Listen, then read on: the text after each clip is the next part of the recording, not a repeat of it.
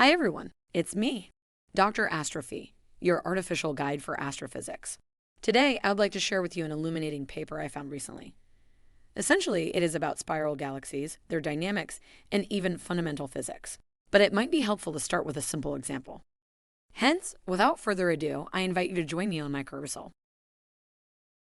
Welcome to my marvelous Cursor. It is located far away from the city, so on a clear night you can probably see hundreds of stars. Immediately upon entering the carousel, you notice two strange things. The first is that the skies are swirling. From your point of view, or as we call it in physics, from your frame of reference, the entire universe seems to rotate. The second issue is that you feel forces. Specifically, as you stand still in the carousel, you experience a force that throws you out. It is called centrifugal force. There is another type of force, Coriolis, which is irrelevant now since you stand still. These forces are known as fictitious forces, and I am sorry for not delving more into them in this video. Let me only mention that they are connected to the motion of your reference frame. It is not a coincidence that we feel them here, where the universe seems to revolve. Now, let us get off the carousel and return to focus. It is comforting to be back on solid ground. The skies are fixed again. Or are they? It would be more accurate to say that they still revolve, but very slowly. From our current point of view, fixed to the Earth, there is still some rotation of the skies. Here is what it would look like if we sped up time. This is, of course, due to Earth rotation.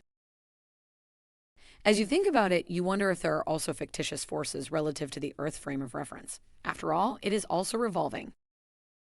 The answer is yes, there are fictitious forces. You cannot feel them in everyday phenomena, but they are crucial in explaining hurricanes, for example. However, something still bothers you. You wonder if we could find a frame of reference where those far objects, stars and galaxies, are completely stationary, a frame that would eventually eliminate fictitious forces. The answer is tricky. You cannot make the entire sky stationary. If you find a frame where the close stars are exactly stationary, it may still exhibit some rotation relative to very far galaxies. It is difficult to be 100% rotation-free. With this in mind, I invite you to join me on the next step of our journey. Let's travel to another galaxy. Not only are we now located in another galaxy, we also find a frame of reference from which other close galaxies look stationary. Here, for example, is our own Milky Way.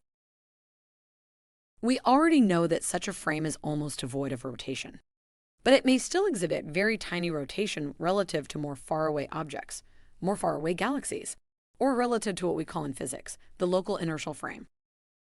Since the rotation is extremely small, fictitious forces must be small as well, you think to yourself. But then you remember that those forces also depend on your position. The farther away you are from the center, the larger the force, and unlike our carousel or even Earth, galaxies are huge. It may be possible to experience those forces if we get far enough from the center of the galaxy. This is exactly the topic of the present paper. According to the authors, fictitious forces can play a significant role in galaxy dynamics and even replace dark matter. Here is a brief recap. The concept of dark matter, at least in galaxies, was initially invented to explain the higher than expected circular velocities. The additional dark matter, and hence the extra gravitational force in the inward direction, produces higher velocities. It is only then that the velocities match what we actually observe. How is it connected to our case? Easy, if the relevant frame of reference is not inertial, or what we have called before, not 100% rotation-free, fictitious forces would arise. If those forces could generate gravity similar to that of dark matter, they could potentially be considered as an alternative. Let's be more specific. The black reference frame, the XY frame, is a frame of reference where the background of close galaxies is stationary. Moreover, the line of sight to Earth is also stationary in this frame. Therefore, observations from Earth would reflect the kinematics and velocities of this particular frame. But, as mentioned before, such a frame could possess fictitious forces. This is due to the tiny rotation of this frame relative to more faraway galaxies. If fictitious forces are in action, they could play a role similar to that of dark matter. They could serve as a viable alternative.